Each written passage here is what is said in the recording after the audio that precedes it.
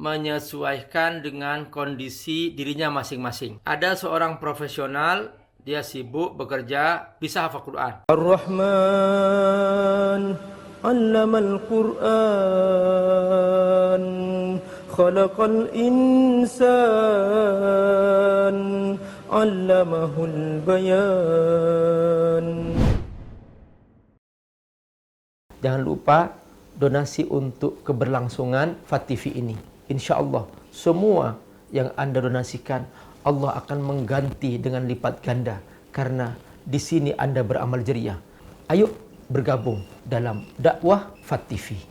Semoga Allah berkahi. Bagaimana cara termudah menghafal Al-Quran? Sebetulnya menghafal Quran tidak ada cara khusus. Masing-masing orang menyesuaikan dengan kondisi dirinya masing-masing. Ada seorang profesional, dia sibuk bekerja, bisa hafal Quran, dan dia membuat cara sendiri sesuai dengan dia sendiri. Ada seorang santri tahfidz di pesantren, dia hafal Quran karena dia memang mengkhususkan diri, tidak ada pekerjaan lain, akhirnya hafal Quran juga. Dan beda caranya dengan yang profesional, karena beda kesibukan, juga beda kondisi. Maka sebetulnya secara kaidah tidak ada cara khusus menghafalkan Quran, dan masing-masing punya cara. Kalau kita tanya para hafiz, mereka menjawab punya cara sendiri-sendiri. Dan Abi ketemu dengan sejumlah hafiz Indonesia, anak-anak hafiz Indonesia itu, anak kecil, itu mereka caranya berbeda-beda. Ada yang pakai HP, jadi anaknya sambil bermain, kemudian disetelin murattal oleh ibunya sambil bermain. Tiba-tiba anaknya hatam. Ada yang ibunya menginstall game, terus di belakang game itu ada suara Quran yang dia sudah fokuskan. Ini hanya satu halaman. Diulang-ulang tuh Qurannya. Anaknya main game terus itu. Lama-lama itu anak hafal juga. Dia termasuk yang peserta hafiz tahun ini. Jadi teman-teman mungkin kalau nonton yang tahun 2020 nih hafiz Indonesia akan ketemu dengan anak seperti ini. Jadi sebetulnya secara teknis ya, masing-masing punya cara sendiri-sendiri dan tidak bisa dipatenkan secara khusus karena sesuai dengan kondisinya masing-masing. Apalagi sekarang teknologi sudah canggih ya. Jadi memudahkan kita untuk bisa kita menginstall murattal. Ini juga bisa mudah di HP kita menginstall suara imam Masjidil Haram dan sebagainya. Dan cukup ini HP, saudaraku, ini di tangan kita, dibawa kemana-mana, jadikan ini sarana untuk menghafal Quran. Kalau mau menghafal, syaratnya apa? Habis cerita syaratnya. Pertama, harus ada kemauan yang kuat. Kalau kemauan tidak kuat, nggak bisa. Dia akan berhenti di tengah jalan. Itu pertama, pastikan bahwa kita bukan latahan, bukan, tapi memang kita memang mau. Karena ada orang latah, misalnya, waduh, si Fulan sudah hafal Quran, mau dong, aku mau ikut gitu. Latahan doang, kemauan nggak kuat, udah begitu capek berhenti dia. Makanya pastikan dulu bahwa kita punya kemauan. Yang pertama. Terus yang kedua, baca keutamaan orang hafal Quran. Baca supaya kita termotivasi. Mengapa seorang termotivasi sampai bekerja ke Jepang? Karena tahu bahwa dia tahu keuntungan bekerja di Jepang, dia tahu kenyamanan kerja di Jepang, dia tahu, makanya dia kejar terus ke Jepang. Kemauan dan persepsi tentang keutamaan menghafal Quran dia harus dikuasai, sehingga dia menghafal Quran bukan karena ikut-ikutan, tapi karena dia memang benar paham berdasarkan penjelasan Rasulullah SAW dan berdasarkan penjelasan Al-Quran sendiri, sehingga dia benar-benar yakin bahwa ini jalanku. Kalau dua-duanya ini pasti sudah masuk ke teknis. Teknisnya gimana?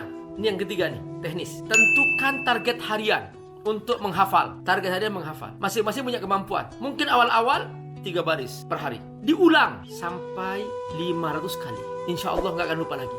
Jadi 3 baris ini diulang sampai 500 kali. Kalau diulang 20 kali, hafal tapi lupa setelah. Diulang 40 kali, hafal tapi mudah lupa juga. Tapi insya Allah hasil penelitian bahwa kalau diulang sampai 500 kali nggak akan lupa lagi apa yang dia sudah hafal. 3 ayat tercapai. Terus yang keempat, komitmen. Setelah target, komitmen bahwa kita akan melaksanakan ini setiap hari. Nggak tercapai, hukum diri. Yang kelima, hukum diri. Jadi kalau dia nggak tercapai sekarang 3 baris, berarti hukum diri sendiri bahwa aku kemarin nggak menyetor 3 baris, berarti sekarang aku menyetor 6 baris. Begitu. Jadi kelipatannya. Kalau dia misalnya setiap hari di setengah halaman, berarti kalau nggak tercapai dia menyetor 1 halaman. Kalau dia ternyata targetnya per hari 1 halaman, terus dia nggak nyetor hari itu, dia berarti hukuman dirinya dia menyetor 2 halaman. Begitu seterusnya. Terus yang selanjutnya, kasih jeda 2 hari dalam seminggu, jangan ada tambahan hafalan baru. Seminggu ini, dalam 2 hari seminggu ini, dia hanya merojaah yang sudah dihafal dalam sepekan ini. Di merojaah sejumlah sampai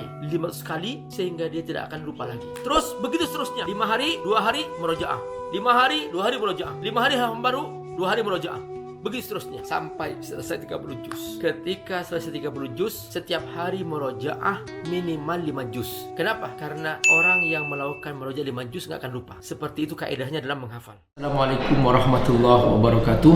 Virus corona sudah kita sadari bahwa begitu cepat menyebar dan sudah banyak yang jadi korban, dan saatnya kita turun tangan untuk memberikan bantuan kepada mereka. Teman-teman AJT semuanya sudah siap siaga dan sudah membangun posko di hampir seluruh belahan bumi Indonesia yang kita cintai ini. Abi kali ini ingin mengajak teman-teman dermawan semua dimanapun Anda berada. Ayo kita bergabung dalam jihad harta. Nah, sekarang dampak corona bukan hanya sakit. Benar kita membantu secara medis, kita membantu mereka, benar, oke.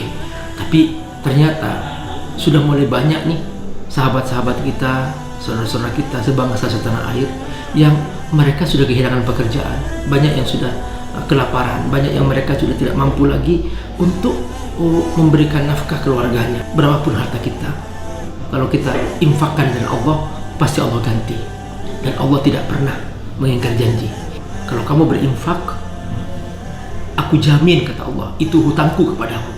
Dan kalau aku berhutang kepadamu, aku menjamin aku akan membayar lebih banyak lagi dengan lipat ganda tak terhingga.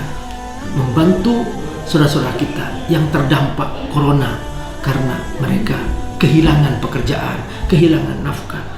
Bantu mereka. Di samping juga banyak juga yang mereka butuh bantuan biaya pengobatan di saat yang sama.